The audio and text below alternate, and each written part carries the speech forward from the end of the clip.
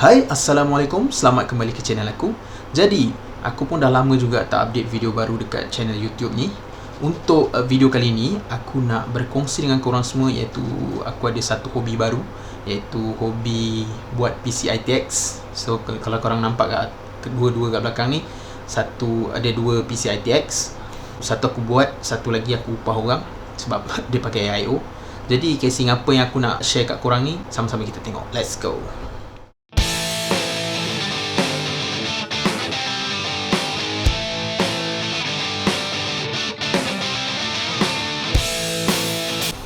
Okey, berkenaan dengan PC ITX yang aku cerita tu lah. Jadi satu kat sini ada Techware Fusion. Yang ini aku buat untuk PC ayah aku. Aku buatkan baru, gantikan PC dia yang lama. Dan ini merupakan Dark Flash DLH21, iaitu ITX, betul-betul ITX casing. Yang tadi MATX pun boleh masuk dengan ni. Dia kira hybrid lah, kira small form factor. Dia tak adalah fully ITX, tapi komponen ITX dan ATX pun boleh masuk. Manakala yang ni pula adalah luxury ITX casing. Mungkin dia agak tinggi untuk ITX, tapi dia sebenarnya pendek form factor dia. Jadi kat sini itulah dua-dua case ni. Jom kita detail. Tapi apa yang aku nak share kat korang hari ni bukanlah mengenai detail yang apa dia punya size dia apa semua. Aku just nak kongsi pendapat aku sebagai pengguna PC saja. Dari segi cable management tu apa semua, dari segi thermal performance mungkin aku boleh share, tapi benda yang basic sajalah, tak adalah macam detail sangat apa yang aku share ni. Dari segi size dia berapa liter apa semua korang boleh check dekat website masing-masing, iaitu Techware Fusion dan juga casing Dark Flash DLH21. So korang boleh check kat Google apa dia punya, berapa dia punya size dia. Tapi aku akan terangkan detail case ni satu-satu nanti dengan lebih lanjut. Jom kita roll out satu-satu.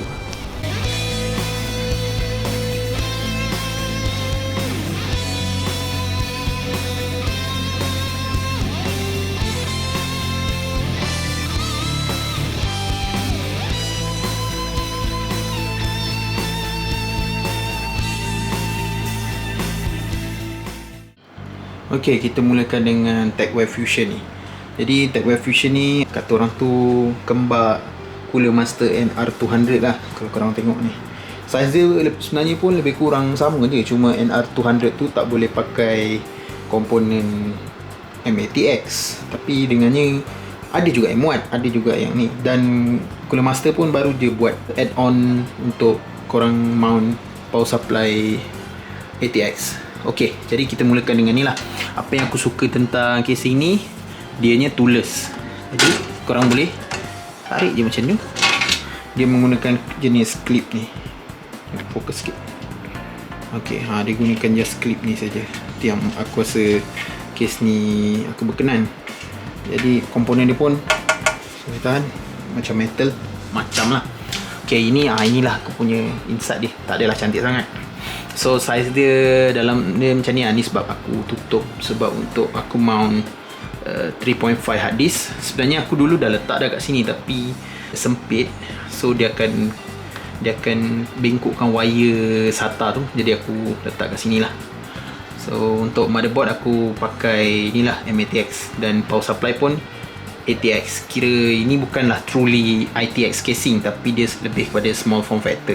Dia support kedua-dua MATX dan juga ITX.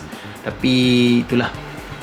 Okay, ini adalah kipas yang aku gunakan untuk intake, dan exhaust dia dekat atas. Exhaust dia dekat atas. So airflow dia dari bawah ke atas lah. Itu apa yang aku boleh share lah. Okay, dari segi spek pula, di sini yang aku buat adalah APU set je, tanpa GPU. Sebab yang ni just untuk PC kerja-kerja dan light gaming. Okey, Ryzen 3400G dia punya processor, dan aku rasa grafik dia ada Vega 11 tak silap aku. Dan itu pun dah mencukupi lah untuk ni. Storage 256 SSD dan juga 1TB hard disk. Itu dah cukup. Itu untuk just PC, sebab aku ganti PC bapa aku kan. Jadi dia punya ni, dia punya IO belakang dia.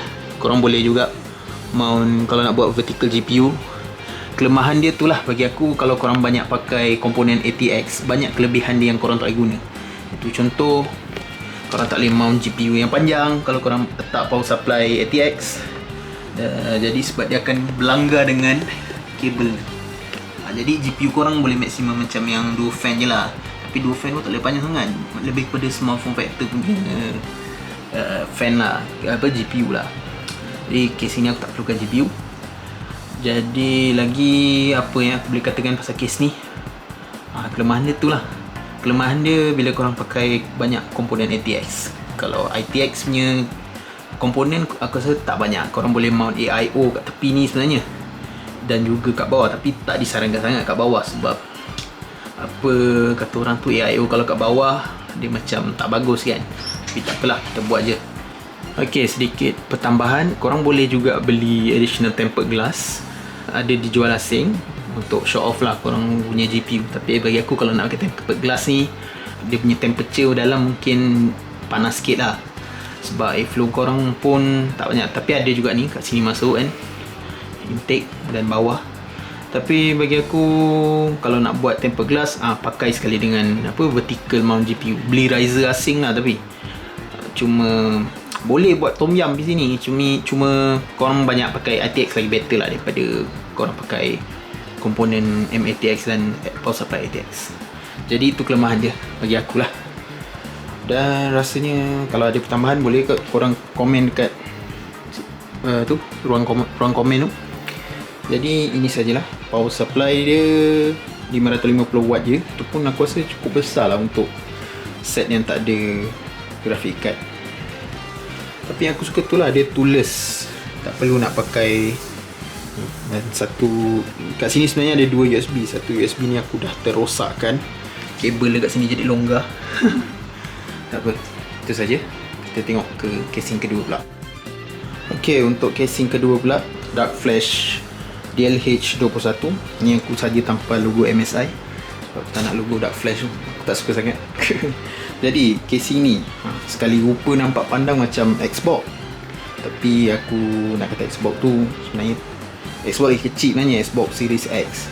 Cuma casing ni bagi aku dia lebih kepada clone NZHT H1 ataupun casing yang tengah hangat sekarang ni, sesedap SSUPD Sunny Side Up Down Meshless Search. Tapi bagi aku, orang ramai suka case tu, tapi bagi aku case tu overpriced sangat. Dan juga yalah, dia fully mesh kan, tapi aku rasa case tu lagi panjang sikit kot compare dengan ni. Tapi aku tak tengok real life kan, tapi nak kena tengok dimension juga tu nanti kat website. Tapi aku rasa ni lagi nampak kosong lah, simple. Meshless tu kau boleh nampak lagi dalam dia. Tapi sebenarnya ni kalau ikutkan, kalau on ni ada je nampak lampu GPU aku ni. Tapi tak apa. Ok, kita start dengan case ni pula.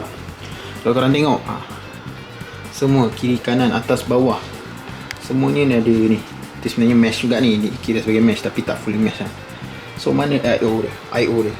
IO dia semua bersambung dekat sini. Tak nampak sangat kot. Semua akan masuk dekat sini. Jadi kat sini dia adalah magnetic. Ni pula casing ni magnetic. So kat sini korang ada port USB Type C, headphone jack, gig 2, USB Type 3.1 tak silap aku.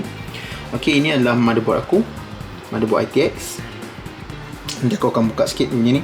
Dan inilah GPU I/O. Jadi dia semua wire akan masuk kat dalam ni. Antena aku terpaksa buat macam ni, tapi aku nanti akan tengah carikan antena macam shark fin buat kat luar.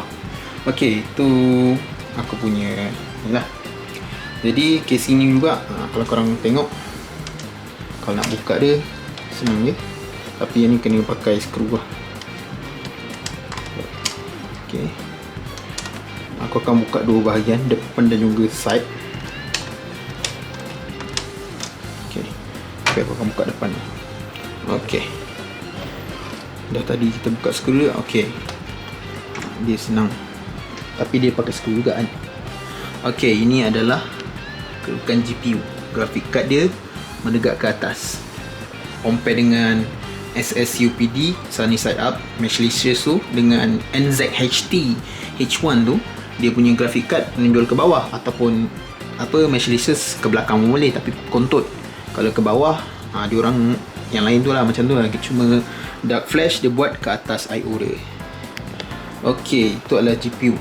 Dan casing ni juga boleh muat 240 AIO 240mm. Nanti aku akan buka side ni kejap.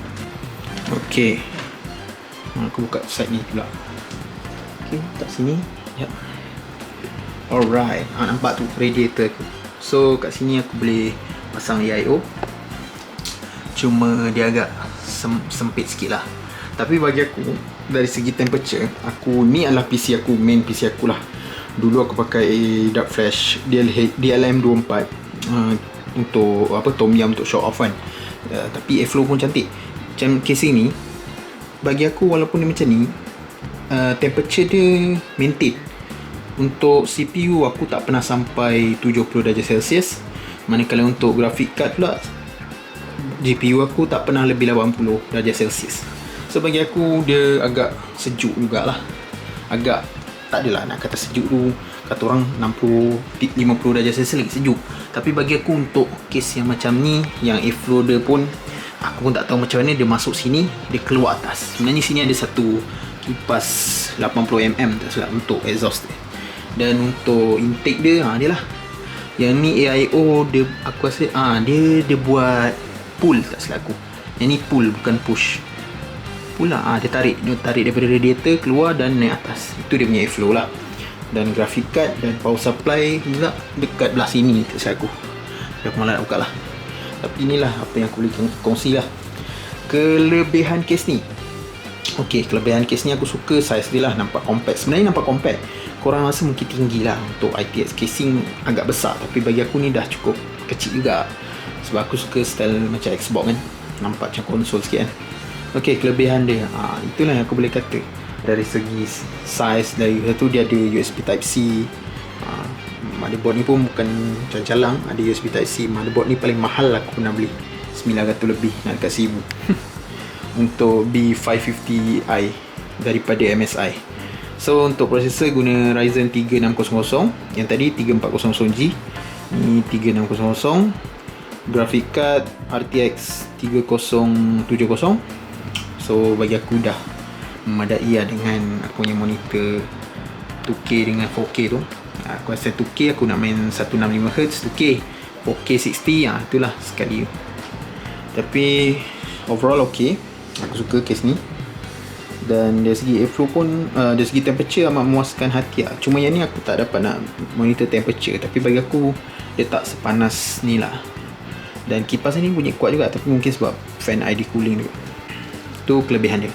Kekurangan dia pula, aku tak boleh masukkan hard disk 3.5. Aku terpaksa pakai hard disk dock. Jadi kena connect daripada USB je lah. Itulah kekurangan dia. Lagi apa kekurangan dia, kalau korang tengok boleh muat 3 fan GPU. Lagi satu, aku punya GPU ni RGB, ada lampu. Jadi tak adalah, walaupun aku kata dah, lagi satu dia ada RGB juga ni. Dia RGB juga dekat ni, flow macam dekat bawah ni, bagi macam light ni, cantik tau. Aku memang akan banyak explain ni lah berbanding ni, sebab ni tak ada GPU kan. So, dan ini pun aku buat sendiri. Yang ni aku upah orang buat sebab aku tak pandai nak pasang AIO. Dah malas. Kalau pasang standard PC lain aku boleh buat. Jadi itulah. So aku akan compare sikit. Aku akan bagi aku punya verdict lah. So aku tak adalah nak review kali ni, just untuk kongsi lah dengan korang. Okay, inilah keseluruhannya. Casing TechWare Fusion, Dark Flash DLH21, okay, dan juga PlayStation 5 digital. Jadi apa yang aku nak share kat korang, inilah hobi baru aku. Hobi yang kata orang tu, PC sebenarnya tak ada masalah, PC yang casing lama tu. Tapi kau tahu je lah, beracun. Dia rasa tak ada masalah, time-time tu lah nak upgrade lah apa benda kan. Tapi sebab kadang-kadang kata orang tu estetik kan. Okay, tapi kat sini inilah hobi baru aku yang aku discover sepanjang aku buat repair PC apa semua. Ya mungkin dulu zaman Tom Yum bagi aku dah berlalu kot. Aku dah tak ada nak tempered glass lagi. Penat lah, berat nanya kalau pakai tempered glass. Jadi kat sini adalah small form factor case yang aku share kat korang lah. Nampak kalau size, kalau nak compare dengan size PlayStation macam ni, dia tinggi sikit. Kalau untuk yang ni dia rendah tapi dia panjang sikit. Kalau korang boleh compare size panjang dia, dia panjang sedikit lah. Tapi yang ni kontot sedikit, dan tapi dia tinggi. Jadi kat sinilah kata orang tu hobi baru ITX. Ni semua hasil racun kawan-kawan dalam grup. Okey, jadi itu saja kot pendapat aku tentang kes ni. Korang boleh refer siapa-siapa yang pernah review kes ni. Mona Lisa, Brian Chang daripada Gold Fries, diorang dah review pun casing-casing ni macam ni, tak silap aku. So itu je lah aku punya pendapat, aku punya apa yang aku boleh share. Yang aku build ni nanti aku akan linkkan video. Tak silap aku, tadi aku dah cakap kan. Kalau yang ni pula aku memang tak buat, aku hantar upah orang. Jadi itu saja. Wih, cantik pula. Itu saja video aku kepada kali ini. Jangan lupa like dan subscribe.